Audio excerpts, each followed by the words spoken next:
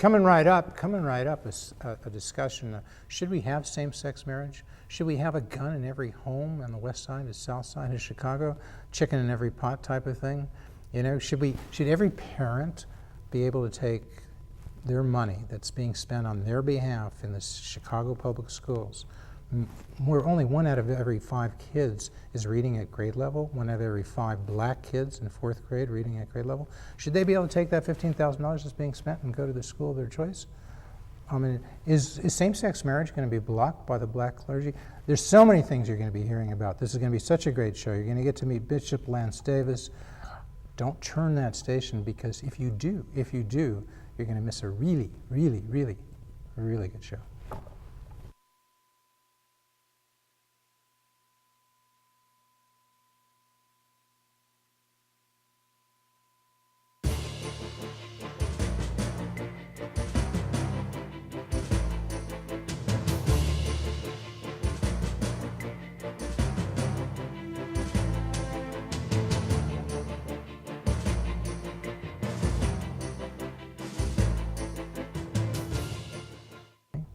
You're watching Public Affairs. Berkowitz is my name and politics is our game, and we will be doing lots of politics and public policy this evening because, well, it's not politics so much. It is a lot of public policy, but there is an influence on politics, I think. I think that's permitted within what you do as a clergy member, right, Bishop Lance Davis? Absolutely. Right? You folks can have an influence. Reverend Jesse Jackson had an influence all those years. God knows he was a reverend, right?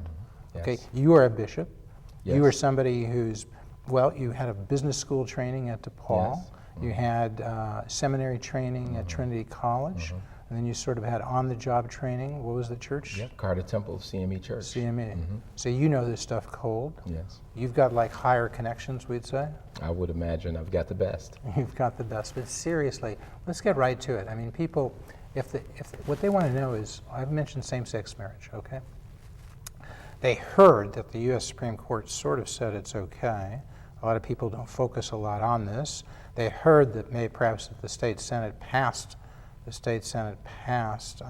legislation in Illinois that would allow same-sex marriage, and then it went to the State House. And a lot of people haven't heard this, but you folks, that is the African American clergy. There's an African American clergy coalition. You folks can find out more about that by going to the African American Clergy Coalition.org, right? Correct. And find out that, you know, the African American clergy was the major stumbling block, people say, to passing same-sex marriage. Would that be right? That would be correct. We established a coalition, not just of pastors, but we reached out to other coalitions and other organizations to make sure that we brought attention, and we called it an information campaign. Where we informed our constituents that this is passing through, that What's this? That the Senate bill was passing through. The Senate Bill 10. Senate Bill 10. What does Senate Bill 10 And do? Senate Bill 10 basically states that now we look at the nomenclature of 2 people getting married of the same sex as being deemed as marriage or wedlock or nuptialized. So that means in the state of Illinois, people who are married in the same sex, as they could be, they could apply for a license from the state of Illinois, so officially become married. They can go ahead, and some churches would allow them to marry, some wouldn't, but they have that license, they become married, and therefore 2 lesbians, 2 gays would have the same rights as anybody else who was married, who was a heterosexual couple. Which we believe they already have Because under of civil civil unions. Correct. But they don't have the sort of seal of approval. The state of Illinois doesn't say, here, you are married, okay? They can't go, if they've adopted a child or they've somehow obtained a child, I guess artificial insemination, whatever, however 2 gays and 2 lesbians might have a child. So they couldn't go to the school and say, we are the married couple, this is our child. Right now they can go and say, we have legal authority over the child, but they couldn't introduce themselves as the married couple, right? It's the same thing for foster parents. People have. You could say that, but nevertheless, they couldn't say. Now, under this law, they could. Now, the thing of it is, a lot of people would say, "Look, you're in favor of marriage in general, right? Yes. And you think families are a good thing, Yes. and you think 2 married people are probably better than one single person raising a child. There's nothing wrong with a single mom or a single dad, but if possible, it's best to have two parents, right? Yes. Sometimes a single parent does better than two parents. We're not saying they can't. But again, if possible, two good parents focusing, giving love to the child, better than simply one, okay? I think most would agree. You would agree? So if you Yes. have two lesbians who are committed to each other, two gay guys who are committed to each other and want to be married and want to be monogamous and want to have a long-term relationship, how does that hurt people, say, in your congregation who are black or in another congregation who are white and are heterosexual married? How are they hurt by that? It's not a question of hurt. It's a question of changing what we believe the Bible says as the institution of marriage is. It is founded upon the truths of a man and a woman. And what we find hurting is the fact that we were never invited to the table of conversation. In other words, this impacts. What do you mean you were never invited? In other words, you have black pastors, you have white pastors, you have Korean pastors, you have many pastors in this country. Because they haven't spoken out, that's because many people are afraid to broach this subject. But for the most part, they say, no, this is categorically going against the Bible. This is going against our teachings, what we've been trained in. You believe that? Yes. And your colleagues in the African American Clergy Coalition, who number approximately how many? About 45. So that's 45 out of how many clergy would you say there are in the state of Illinois? Well, Ballpark? we'd Ballpark? have to separate them into those who are not afraid to come forth No, and say but their just opinion ballpark. is. I'm just trying to get an idea of. I know that in the United States there's over 97,000 African American churches. Okay, and in Illinois, how many churches are there African American? Ballpark. I'm not really sure. Quite a few. A lot more than the 45 you A lot represent. more, a lot so more. you don't make any claim to be inclusive of all of the black community or black clergy in Illinois. Absolutely, Right. absolutely not. You represent basically a relatively small proportion of that, would you say? Well, we represent the Bible-believing segment of the church. But jumping right ahead, you've had a tremendous impact because there is a black caucus that numbers about 20 representatives, state representatives, right? Yes. All Democrats, okay? And talking just before the show, you're telling me 12 of those 20 have told you, approximately, have told you they're with you.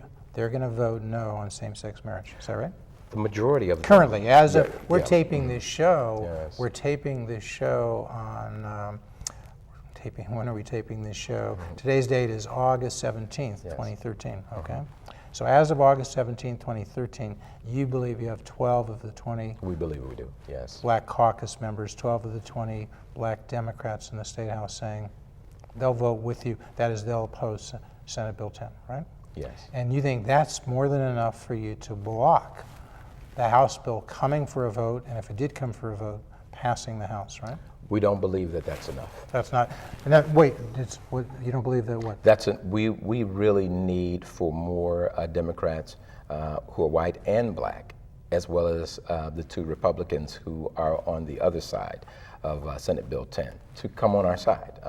Oh, you want more on your side, Yes. but if you don't get more, right now, all the Republicans except for 2 in the State House are on your side, right? Yes. And there are 47 Republicans, right? Correct. So you have 45 on your side. You have 12 of the Democrats in the Black Caucus on your side. That's 57.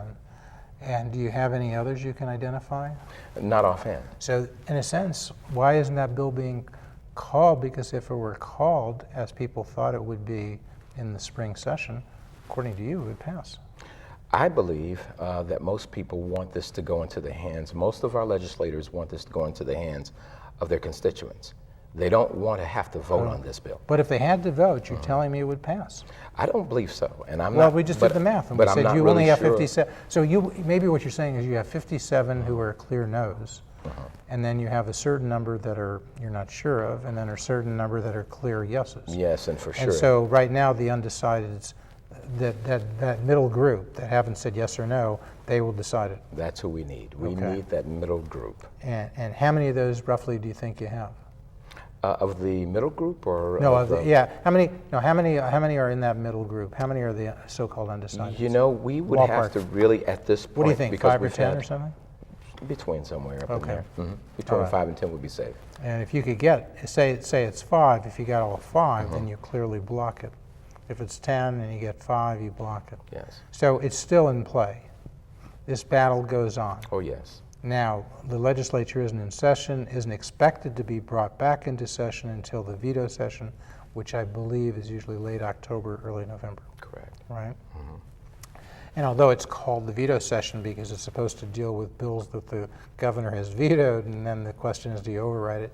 Anything can come up, including same-sex marriage. And the governor can call a special session at any time before to deal with state employee pension issues, as some think he should and might. And he could decide, I'm going to throw same-sex marriage on the table too, or not he could decide that. People in the state house could decide they want to do that. And since it's already passed the state senate, if that happens this year, if it passes the state house, same-sex marriage, it would then go to the governor to be signed, right? Correct. And this governor has made clear, Governor Pat Quinn, that he would sign it in a heartbeat, right? Absolutely. Okay. So everybody should realize this is in flux.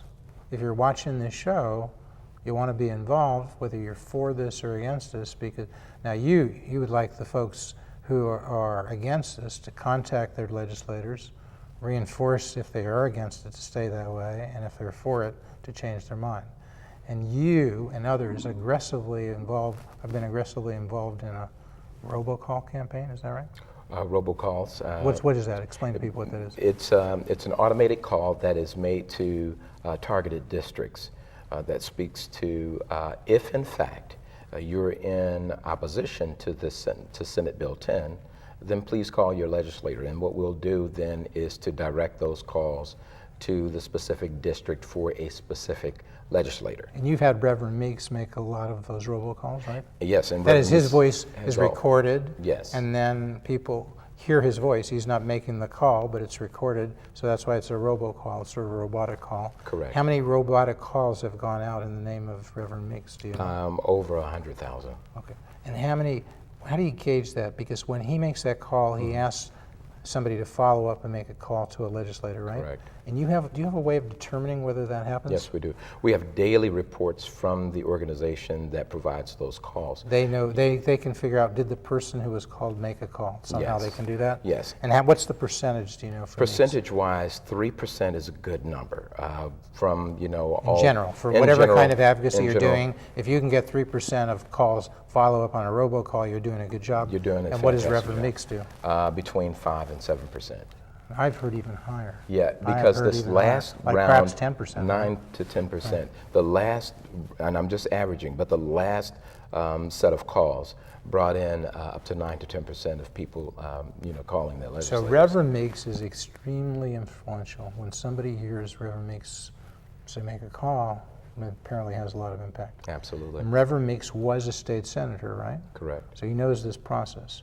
Reverend Meeks, we'll talk a little bit more about it. He had a school choice, school voucher bill that passed the Senate.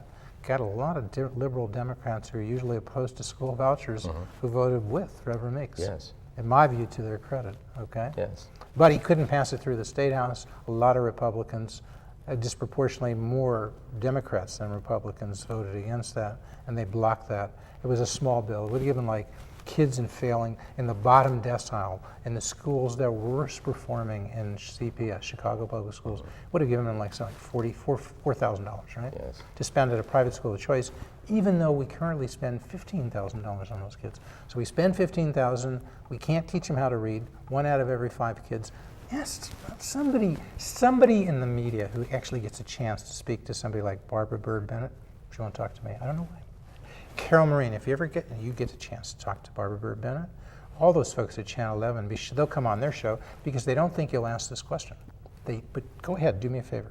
And the question is, ask Barbara Byrd Bennett, how many black kids in the 4th grade read at grade level? Okay? Robin Staines from Advanced Illinois says basically it's 1 out of every 5. 1 out of every 5. Actually, I asked, at a press conference, I forgot this, I asked Barbara Byrd Bennett this, 5 or 6 months ago. She didn't know the number. I gave her that number. She said, that sounds about right. So she's agreed. So we have 1 out of every 5 kids, black kids in CPS, 4th graders reading at grade level, and we won't give the 4 kids who aren't a chance to leave the school and go to the school of their choice. And Meeks, with his power, with his oratory, with his magnetism, with his charisma, couldn't do it. He got it through the Senate. A lot of people, because he was a part of the Black Senate caucus, they gave him one, okay? They did it out of respect for, even though they opposed vouchers. I think it's true, right? They did it out of respect for From Meeks. what we understand, yes. Okay. All right. So now you've put a lot of yourself into this, to stopping same-sex marriage. Yes. Like 100% of your time goes into this now, or what, 50% of your time? Probably 50% of my time. Okay, a lot of effort. Yeah. Okay, you're an influential guy. Okay, you are, right? You have a church. What is it? Name of your New church? Zion Covenant Church, And where is that? In Dalton? and that's in Dalton. Is it one church or several churches? Do you have something in Chatham We have too? other churches that, we have other churches that we have planted in Chatham, south side of Chicago, Harvey, Illinois, Okay. South Cook County. What are you doing in West Africa? You doing stuff In there? West Africa, we have our feeding ministry. We've got ministries that have been established there based upon an orphanage, and so we are very You involved feed people here in the city of Chicago? Yes, we do. How many people do you feed? Last year, 70,143 So people. you're not all about just blocking same-sex marriage. That's important to you. I'm not taking that away from you, but you're out there feeding people. Yes. And the African American Clergy Coalition, what are those things that you guys focus on? There are 4 or 5 We things. focus on marriage, traditional family. Right. We focus on responsible gun control. We focus on education, true education reform. We focus on the unemployment issue within our communities, as well as jobs and contracts, to establish some sort of means of getting people employed within our communities. So, When you say education and true reform, what are you talking about? in other words, when you have the kind of statistics that you just mentioned, 1 out of 5 children, we know that we're building prisons based upon what children, how children are testing on their standardized test scores. When we know that we have a state of emergency within a segment of society as it relates to education, then there's no time to really bicker. There's no time for us to, in our estimation, to even focus on someone else's right as it relates to even marriage. We think that this is a state of emergency. We believe that we are creating the next round of prisoners and wayward thinking individuals in our communities by undereducating our children.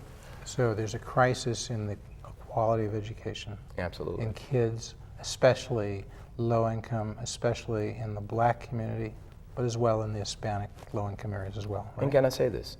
That what we want to do is focus on teaching children about sexuality in school, but we don't want to teach them about science and math. We're focusing on the matters of... You're criticizing people who do that, who want to focus on sexuality, because it might not be clear from what you said. You're saying they want to focus on sexuality. Yes. They should be focusing on science and math.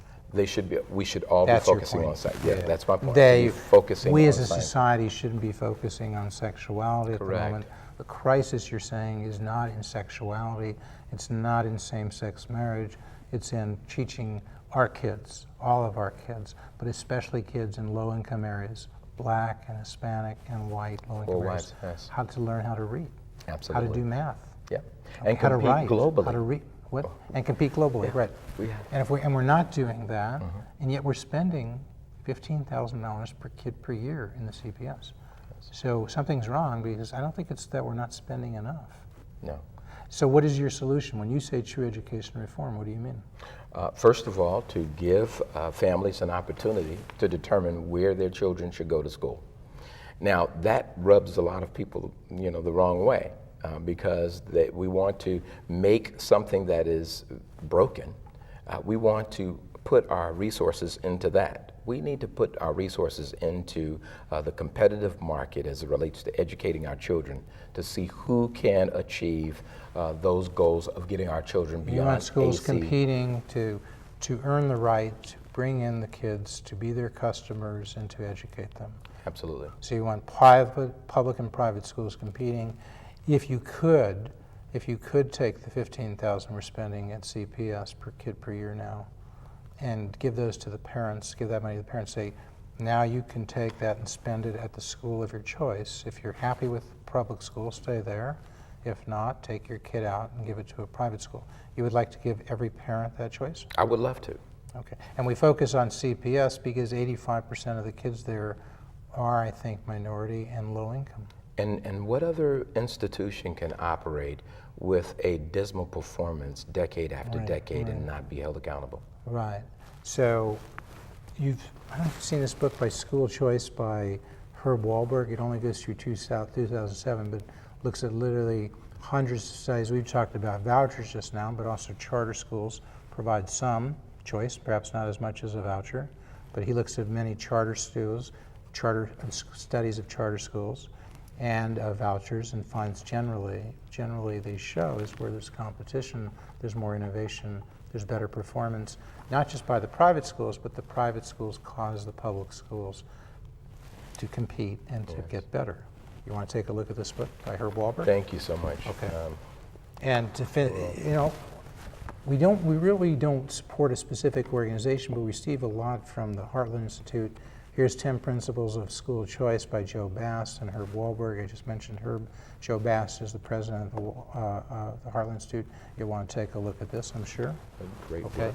And, okay, so that's school choice, that's school vouchers. Charter schools would be good too.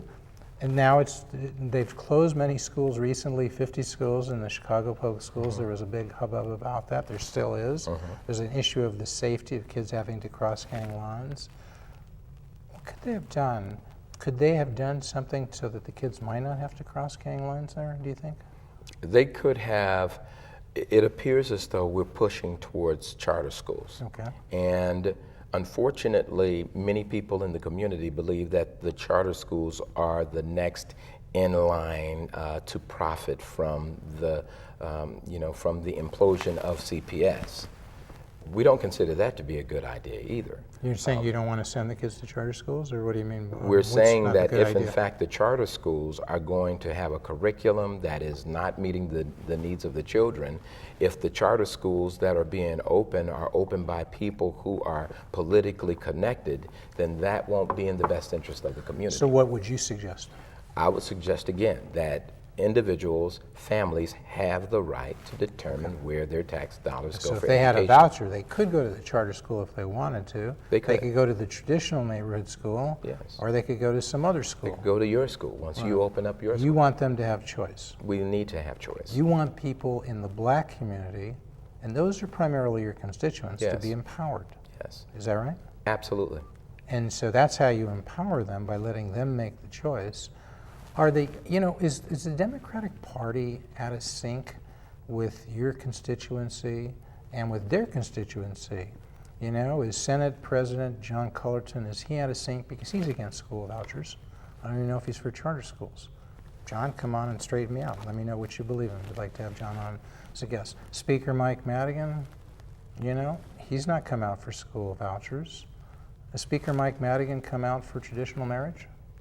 Absolutely, yeah, that's the thing. Has he come out one way or the other, Speaker Mike Madigan? Yeah, he said that he would pass the bill. He would pass- so he's for that. He's for it. And Senate President Cullerton is clearly for same-sex marriage. Here again is the problem. I mean, does that represent the views of any of your constituents? No. So the Senate President is out of sync with your community, much of the black community, maybe not all, maybe the majority, right? Think about it. You've The got black community is majority, would you say, against same-sex marriage, do you think? Yes, I would say we are You're pro-life conservative. when it comes to abortion, right? For the most part, yes. Okay. And not so strong on gun control. You think a person should have a right to have their gun, possess a gun in their home, which they can now. Yeah, that's- A few years ago they couldn't in yeah. Chicago. Concealed carry we passed, but it's a limited form. You believe in concealed carry too? Right? Yes, I do. Okay.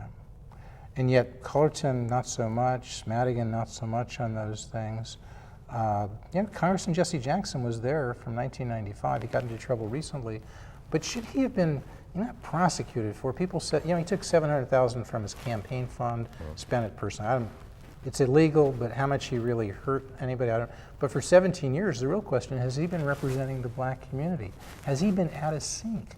Because he was pro-choice, but his community in the 2nd Congressional District, I'm betting, at least the blacks there, were pro-life. Yeah. And they were not so much for pro-gun control. He was big on gun control. Okay.